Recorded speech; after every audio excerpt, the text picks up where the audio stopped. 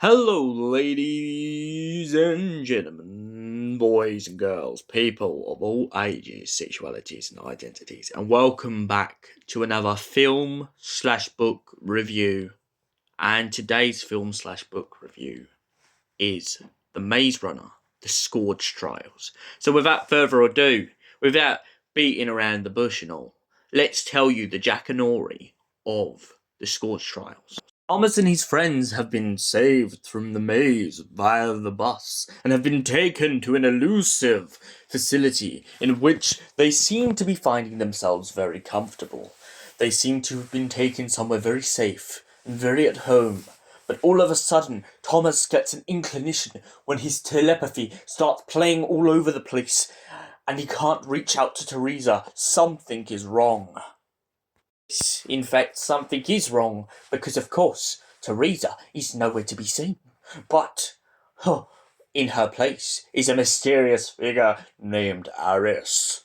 Who is Aris? What does he want? And why is he the only one in the facility? What happened to all the guards, all the people who brought them to the facility? And why have they all of a sudden disappeared?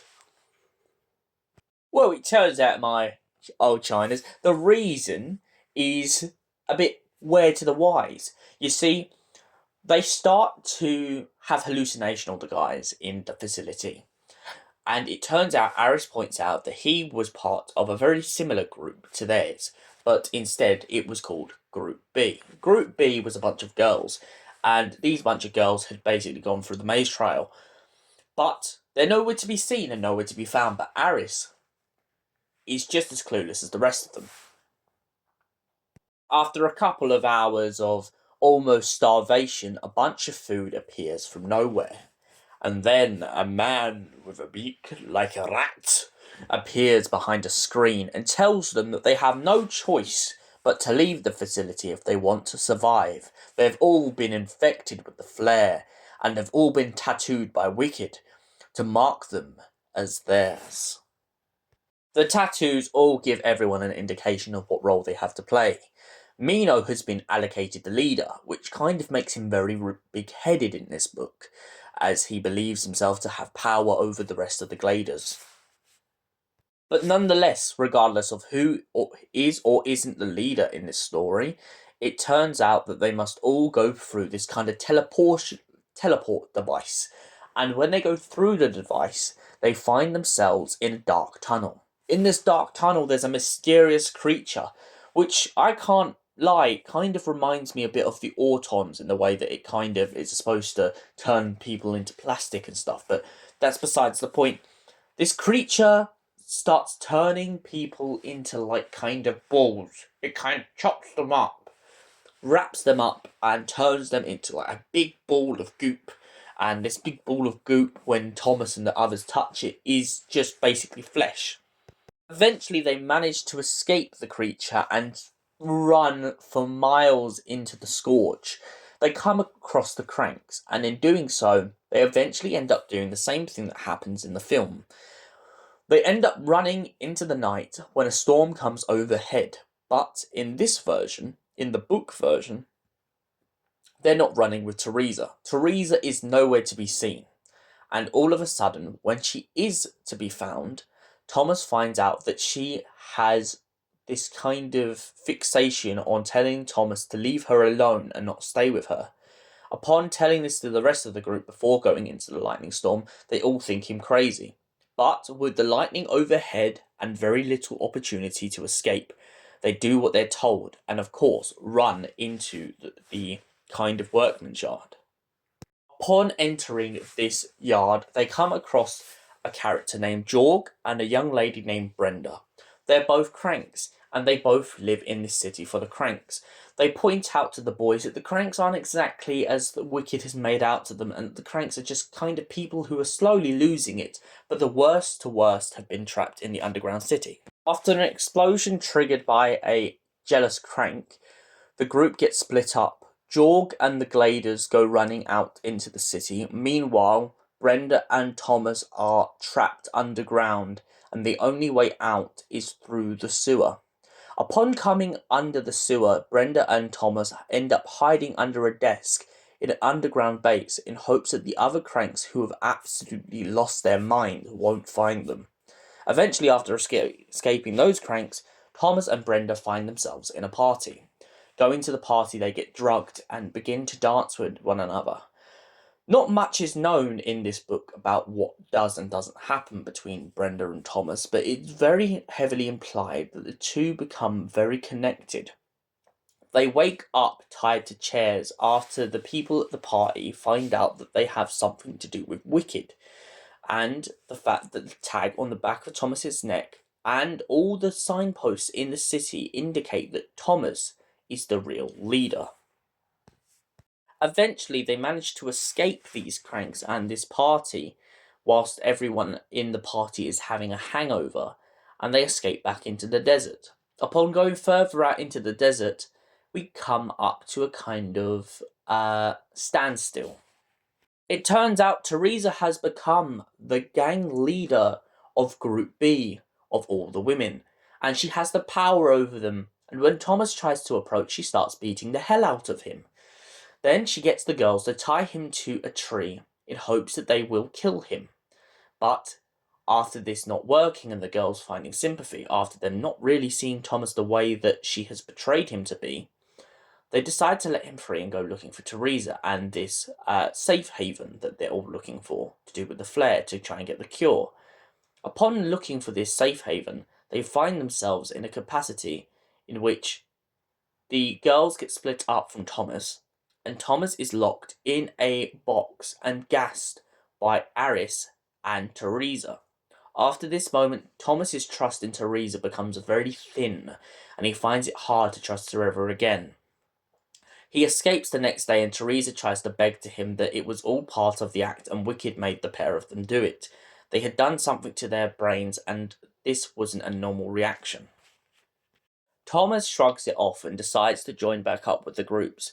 Upon getting to where the safe haven should be, the group find themselves in the midst of some other creature much greater and much worse than anything like the Grievers. They fight these massive beasts of flesh, and after defeating them or thinking to defeat them, they hide in these pods whilst waiting for the countdown to finish as the storm comes over.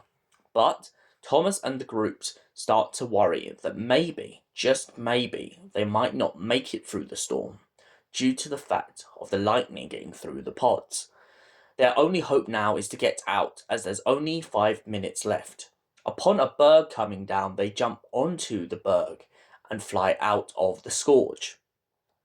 Thomas has an argument with a man named David on the berg, and the berg starts flying off to this new facility. When Thomas and the rest of the group fall asleep after finally relaxing and getting over the argument with David about the two strangers, he wakes up in the facility, finding himself trapped in a box. He has Teresa talk to him telepathically whilst in the box, but Thomas doesn't trust her, and so he starts to suspect that she has gone back to working for Wicked.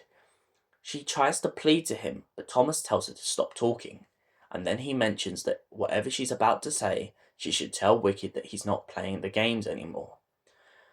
Teresa agrees to his terms, and the last few words she says to him in this book are, "Wicked are good." And what are the differences between the book and the film in this case then? Well, they definitely still go to the facility, but in the film version, the boys and girls are both in the facility and are both seen. In the film, Thomas and his gang of gliders decide to leave the facility after learning that they are testing the escapees and experimenting on them yet again. Thomas finds a load of children who have been taken away into a private part of the facility, all hooked up to machines. Aris convinces them to escape the facility, and they run out into the Scourge in hopes of escaping Wicked, after learning that Wicked have been part of it since the beginning. Once in the Scourge, Thomas and his friends don't in fact fight against this clay machine, but instead against zombie-like beings in the film. Similarity is they definitely still meet Jorg, and they definitely still meet his cranks, but the difference being that the cranks are kind of on his side, and they only explode the base when Wicked comes searching for them. On escaping the base with Brenda, he reunites with the gang after the party again, same as the book, but the major difference being that after escaping the party, they start heading out into the mountains to look for the right hand. The right hand being this gang it made for the film to indicate that there is a resistance against Wicked. Upon reaching the right hand, Thomas meets back up with his mother in the film and starts planning on where to go next. But of course, it comes at a price. Wicked turns up and slaughters half the camp, leaving Thomas with very little choice, and he starts to begin to have doubts about what to do next. He loses many of his friends, and they are captured by Wicked in this version, and it leaves us on the cliffhanger in the film of what's happened to Mino. So the Scorch trials, what did I think as a whole? Personally, I love the idea of a bunch of youngsters being chucked into this kind of desert wasteland. Kind of reminds me of the song Teenage Wasteland. I also absolutely love this idea of that in both versions of this story, them kind of being attacked by the elements, the lightning strikes, the storm. The other thing I like that was in both versions, and one thing that I'm so glad they kept even in the film, is the idea of the vulnerability of them when they go to this crank party and they're being drugged. The only thing though I really, really wish they'd kept from the book, since I've just read the book, is I really wish they'd kept the power grip Group B has. And I really wish we'd had this kind of superior kind of scene of the comparison between the two groups. It is heavily established in the book that Group B isn't seen in most of the book because of the fact that they've been using the underground tunnels. And this to me seems very clever, especially as I like the idea in the book that the girls have been kind of given a lot of hints, a lot of easy guesses and easy ways around things. Whereas the boys and Thomas's group have very struggled through the storm and the unknown. I also just feel like having the female group in the film would have made it so much more empowering as well, especially as Brenda is this snappy, quick wit character. I feel like she could have related in the film a lot to Group B, and kind of how she stands on her own 2 feet. Whereas I've always felt like throughout these films that Teresa is very this damsel in distress. Yes, she can stick up for herself. She can be a badass at times, but she does play a lot, even in the book, on this whole sympathy and how Thomas has to always feel bad for her. So the comparison and the juxtaposition between the two characters of her and Brenda is very strong. And I feel like if we'd had more characters in the film, such as Brenda, in the form of Group B, the girls' group, I feel like it really would have strengthened the story. But overall, it's about time I give some verdict on this film slash book. Uh, I like this film. I like this book. I do feel like, though, in parts, story wise, it drags out. And for that reason, I'm going to have to give The Maze Runner The Scourge Trial a solid 7 out of 10. Thank you for watching. We will see you in the next book slash film review, or just film review. Goodbye for now. Stay beautiful, everyone, and have a great night.